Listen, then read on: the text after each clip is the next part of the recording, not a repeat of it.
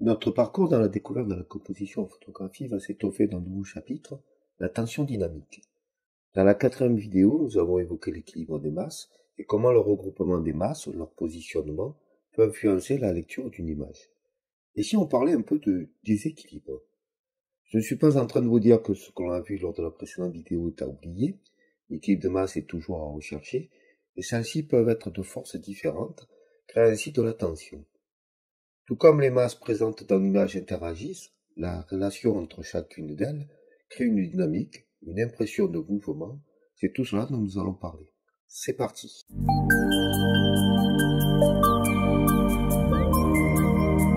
Si nous devions résumer rapidement cette notion pour quelqu'un qui la découvre, pensez à ces titres racoleurs comme une photo prise quelques secondes avant, un désastre, une catastrophe, un moment particulier. Un des pouvoirs de la photographie, c'est de figer le temps pour toujours. Or, si on fiche juste avant un événement, on est dans le mouvement, dans la tension. L'image explose de dynamique.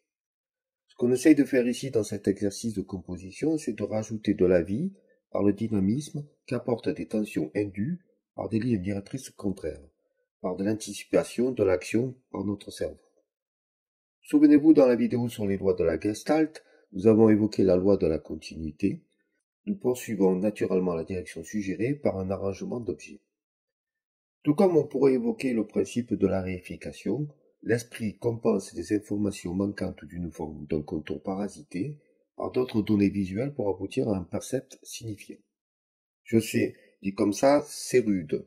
N'hésitez pas à consulter l'entièreté de la vidéo sur les lois précises de la Gestalt avant de reprendre celle-ci, et puisque vous y êtes, regardez toutes les vidéos de la série sur la composition dans l'ordre, elles ne seront pas de trop pour comprendre la suite. C'est bon? Vous avez tout vu? Sinon je boude. Plus sérieusement, si j'insiste pour suivre la série complète, c'est que je pense que le sujet est suffisamment complexe pour mériter de prendre le temps nécessaire. La tension dynamique se montre plus qu'elle s'explique, du coup on va regarder ensemble plusieurs photos pour illustrer cette technique de composition plutôt efficace. Avant de voir la première photo, deux précisions. Je ne vais m'attarder que sur le sujet du jour. Il y aurait beaucoup à dire sur les autres sujets de la composition, mais pour simplifier, on se limitera à la tension dynamique. Beaucoup de photos n'ont pas été retenues dans les séries dont elles sont issues, car trop imparfaites pour moi. Cependant, elles sont suffisantes pour illustrer le sujet du jour. Nous avons évoqué le fait que la tension dynamique donne de la vie. Le mouvement est un cliché forcément figé dans le temps. Forcément, la présence d'êtres humains sur la photo est le premier vecteur de cette dynamique. Lors de ce défilé, sur la route qui borde la plage de Waikiki, le rythme était lent et régulier. Tout incite à suivre une seule même direction, tracée par la route, par le mouvement des chevaux. Aussi, le mouvement un peu contraire du bras de la cavalière est un heureux hasard. Il apporte une tension supplémentaire qui donne un plus. Il ramène immanquablement au visage de la cavalière, renforcé par le fait que les personnes au premier plan sont de dos ou de profil. Sans la présence du sauveteur qui fait des exercices de musculation, la photo serait certes représentative de ces plages américaines, mais plate, sans vie. Je ne dis pas que la photo est pas mal, mais au moins le mouvement induit par la présence de l'homme en plein effort donne de la vie, du dynamisme. Après, il y a trop de défauts, c'est pourquoi je ne l'ai pas gardé dans la série finale. Ici, la tension est moins apportée par l'être humain que par la canne à pêche et le fil tendu, qui nous amène hors du cadre, puis vers le pont. Le fait que l'homme soit de dos n'est pas gênant, c'est de la tension des lignes directrices qui fait la photo. D'ailleurs, cette photo serait plus parlante pour illustrer les lignes directrices. Notez comment le câble rouge, certes petit dans l'image, ressort par sa couleur et sa tension. J'ai choisi la photo suivante pour illustrer que la tension peut être amenée par ce que l'on pourrait nommer un détail. Ici, c'est la présence des surfeurs qui fait la tension dynamique, pourtant très petit dans l'image. Il y a un antagonisme entre le flux des vagues qui s'écrasent sur les rochers et le mouvement latéral induit par la planche de surf. Cette photo fait partie d'une série qui a servi à un timelapse, ce qui explique le cadrage très large, incluant le coucher de soleil. À noter que les derniers rayons de soleil séparent la gauche de la photo, très dynamique, de la droite plus calme, avec les surfeurs à l'arrière. Poursuivons avec la photo d'un water taxi dans la baie de San Francisco. S'il y a des êtres humains dans le cadre, ici c'est bien le bateau qui donne la tension dynamique. Par son mouvement, pour rendre plus dynamique la scène, j'ai choisi de laisser passer le bateau pour que le mouvement soit en diagonale. Les diagonales sont plus dynamiques que les horizontales en photographie.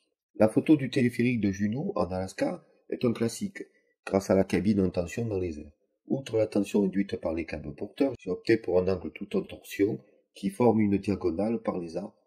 une plateforme en déséquilibre, la cabine que l'on sent dans un déséquilibre contenu, le ciel blanc et la brume dans la végétation terminent de peindre ce tableau simple mais dynamique grâce aux éléments en tension. Parfois, l'immobilisme d'une scène comporte de même de la tension dynamique, comme ici avec la statue à l'entrée de Skagway. Statue pour le centenaire de Skagway, pour la petite histoire. Pas la peine d'insister sur le regard des personnages et sur le bras tendu du premier homme, la tension est palpable. Comme on dit souvent, il faut tourner autour du sujet pour trouver le meilleur angle. Ici, c'est facile. Le sujet ne bougera pas. Du coup, j'ai placé la tête sur du vide, le ciel plutôt que la montagne qui peut en troubler la lecture. Nous évoquons bientôt la règle des tiers, mais notez que le regard vers la gauche et l'espace vide. Les statues sont pratiques pour s'exercer en photographie, elles sont très patientes. Ici, la statue de Monseigneur de Belzos à Marseille, le traitement noir et blanc donne de la force à la photo et en simplifie la lecture.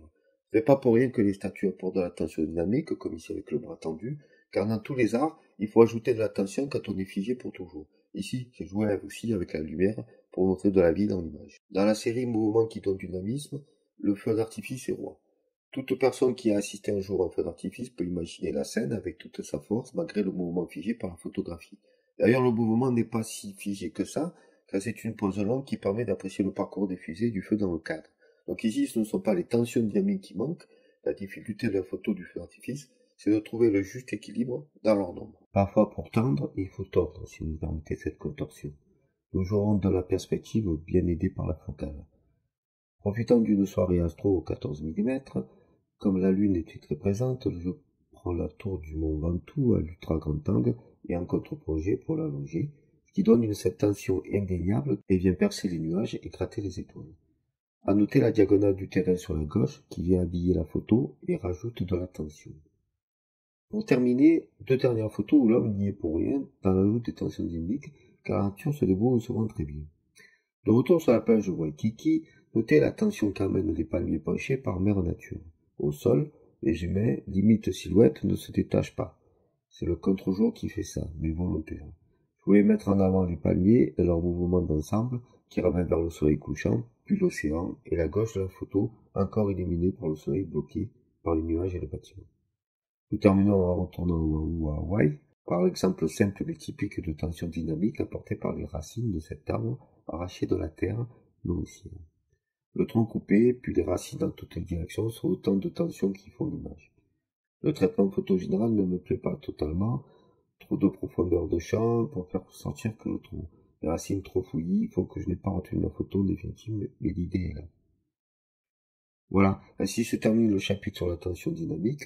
Il me semble intéressant de l'évoquer car c'est un sujet peu abordé et pourtant primordial si vous voulez vous différencier un peu dans vos photos.